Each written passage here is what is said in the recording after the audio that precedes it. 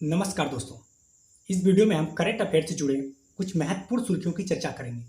हम देखेंगे कि ये सुर्खियां क्यों चर्चा में हैं, इन्हें किसने प्रस्तुत किया और इनके पीछे के कारण और उद्देश्य क्या है। इसके साथ ही हम इन सुर्खियों के जिन आयामों पर आयोग द्वारा क्वेश्चन किया जाता है उन्हें भी ध्यान से देखेंगे। तो चलिए शुरुआत करते हैं। आज का जो हमारा पहला तथ्य है हमने स्वास्थ्य से लिया हुआ है। स्वास्थ्य में जो पहला प्रश्न है, WHO द्वारा किस देश को ट्रैकोमा मुक्त घोषित किया गया। यहाँ पे इस प्रश्न से संबंधित जितने भी आयाम पर क्वेश्चन बन सकते हैं, जैसे ये ट्रैकोमा मुक्त घोषित कौन से देश से किया गया, वो जो देश घोषित हुआ वो कौन से देश नंबर का देश है, और ये ट्रैकोमा क्या है, यह संक्रमण बीमारी है और इसके प्रभाव से क्या क्या होता है, ये सभी आयामों पर चर्चा करेंगे। तो चलो हम देखते हैं WHO द्वारा किस देश को ट्रैकोमा मुक्त घोषित किया गया। तो किस देश को? इराक को। यह कौन सा देश है? यह 18वां ऐसा देश है। यह क्या है? तो ट्रैकोमा एक आंखों का संक्रमण है जो अत्यधिक स्वच्छता और खराब स्वच्छता के कारण होता है। इसके प्रभाव से क्या होता है? आंखों में क्या होता है? तो इसके प्रभाव से पलकें आंखों के अंदर चली जाती हैं, आंख अंधापन हो जाता है। यह कौन सा संक्रमण है? जीवाणु या बैक्टीरिया, ये समझते हैं। तो यह संक्रमण क्लैमाइडिया ट्रैकोमैक्टिस नामक जीवाणु के कारण होता है। ठीक है। नोट, WHO द्वारा 2030 तक उष्णकटिबंधीय के प्रमुख बीमारियों की रोकथाम, नियंत्रण एवं उन्मूलन का लक्ष्य रखा है। उष्णकटिबंधीय का मतलब होता है, जब हम लोग जियोग्राफिकल ग्लोब में बात करते हैं तो जो कर्क रेखा और मकर रेखा के बीच का जो क्षेत्र होता है उसे उष्णकटिबंधीय। तो WHO द्वारा 2030 तक उनके बीच का जो भी क्षेत्र के जो भी बीमारी है उनको रोकथाम, नियंत्रण और उन्मूलन का लक्ष्य रखा गया है। चलते हैं अपने नेक्स्ट टॉपिक पे। नेक्स्ट टॉपिक हमारा है दिवस से संबंधित। किससे संबंधित? दिवस से। ये भी काफी इंपॉर्टेंट क्वेश्चन है। विश्व स्तनपान सप्ताह 2023, स्तनपान सप्ताह कब मनाया जाता है? यह किसके द्वारा शुरुआत किया गया? क्या इसकी जागरूकता के लिए भारत में कुछ किया गया क्या? ये सभी आयाम पर चर्चा करेंगे। तो विश्व स्तनपान सप्ताह कब से कब मनाया जाता है? तो 1 से 7 अगस्त को मनाया जाता है प्रतिवर्ष। यह कब से शुरुआत हुआ? 1992 से। यह किसके द्वारा इस बार आयोजन किया गया 2023 में? तो world alliance for breast feeding action, WABA द्वारा, world alliance for breast feeding action द्वारा। इस बार का थीम क्या है? 2023 का थीम क्या है? स्तनपान को बढ़ावा देना, कामकाजी माता पिता के लिए बदलाव लाना। जाहिर सी बात है, जो कामकाजी माता पिता होते हैं उन्हीं के लिए स्तनपान कराना पॉसिबल नहीं होता है, लेकिन स्तनपान ना कराने की वजह से बच्चों में काफ़ी बीमारियां होती है, काफ़ी प्रकार की परेशानियों का सामना करना पड़ता है।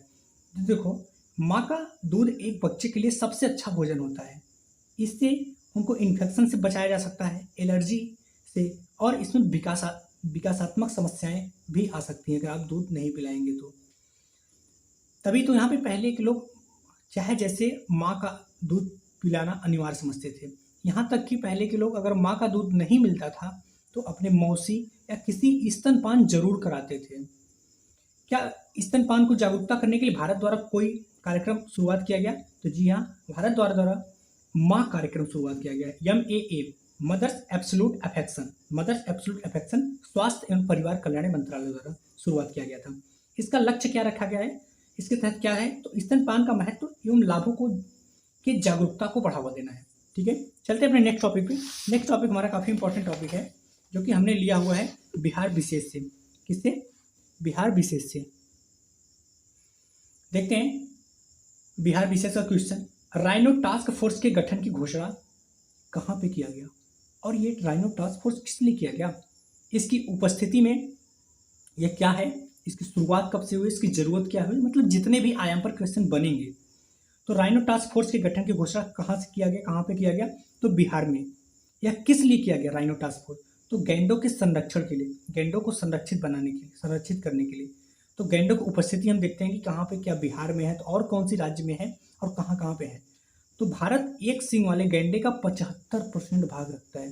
पूरे विश्व की बात कर रहा हूँ, 75% भाग अकेले भारत में है, और उनमें से भी 93% अकेले असम के काजीरंगा राष्ट्रीय उद्यान में है। 93% असम में, थोड़ा बहुत बिहार में, बस। तो इसलिए उनको संरक्षित करना विशेष जरूरी है। तो राइनो टास्क फोर्स की शुरुआत कब किया गया? इसकी शुरुआत असम में गैंडे में वृद्धि के लिए किया गया था। तो क्या वहाँ पे इस टास्क फोर्स के गठन के बाद वृद्धि हुआ था? तो जी हाँ, 2413 2014 में 2413 था, 2022 में 2706 गैंडे हो गए। अब इसलिए अब यह भारत के बिहार में गठन किया गया। इसकी गठन करने की जरूरत क्या है? तो देखो, ये एक लुप्त प्राय प्रजाति है जो अवैध शिकार और तस्करी के कारण विलुप्त होने के कगार पे है। तो ये राइनो टास्क फोर्स की गठन की घोषणा की वजह से इनको बचाया जा सकता है, इनको संरक्षित किया जा सकता है। चलते हैं अपने नेक्स्ट टॉपिक पे। नेक्स्ट टॉपिक हमारा है उत्तर प्रदेश विशेष से। किसे? उत्तर प्रदेश विशेष से। उत्तर प्रदेश विशेष में उत्तर प्रदेश द्वारा स्ट्रीट वेंडिंग जोन बनाया जाएगा। तो यहाँ पे हम समझेंगे कि कहाँ पे बनाया जाएगा और स्ट्रीट वेंडिंग जोन क्या है और क्यों बनाया जाएगा, क्यों जरूरत पड़ा, क्या कारण है और कितना बनाया जाएगा, इसके तहत क्या क्या कार्य किया जाएगा, चर्चा करेंगे।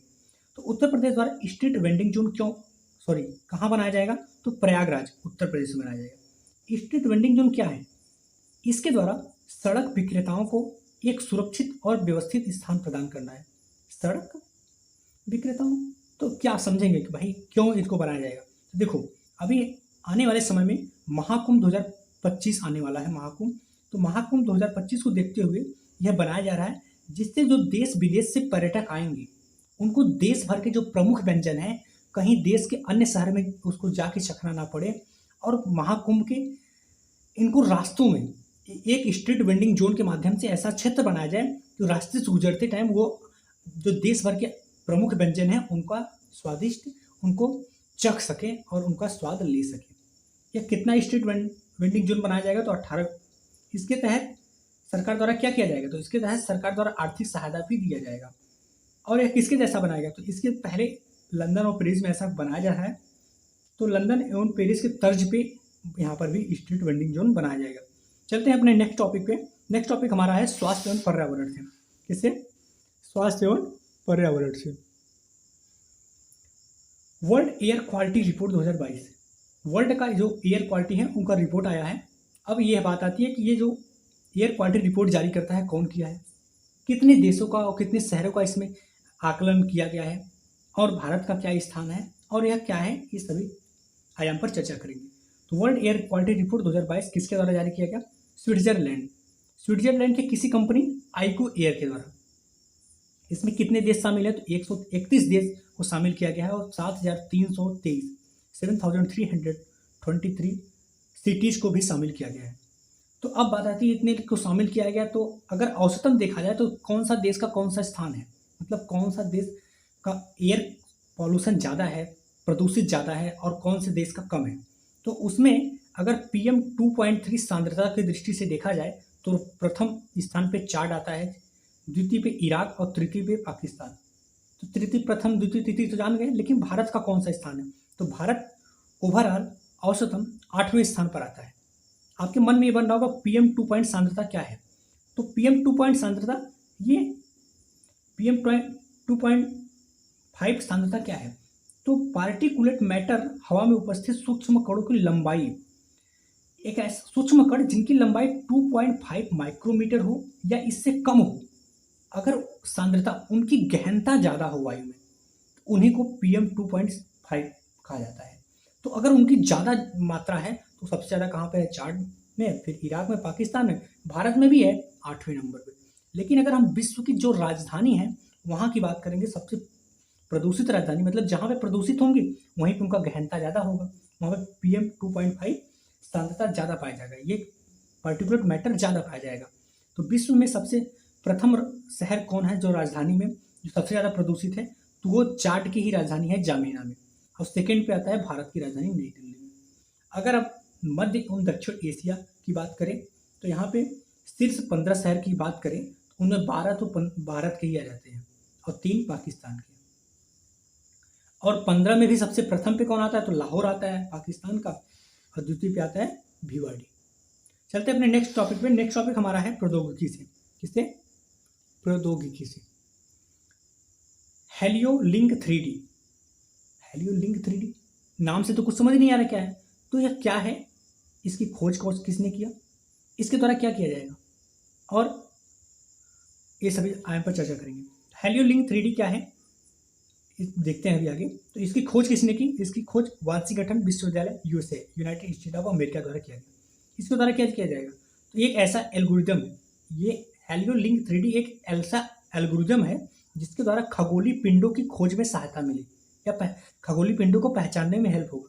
तो मतलब हेलियोलिंक 3D एक एल्गोरिदम है जिसकी खोज वाशिंगटन विश्वविद्यालय ने किया। इसके द्वारा खगोलीय पिंडों की पहचान किया जाता है।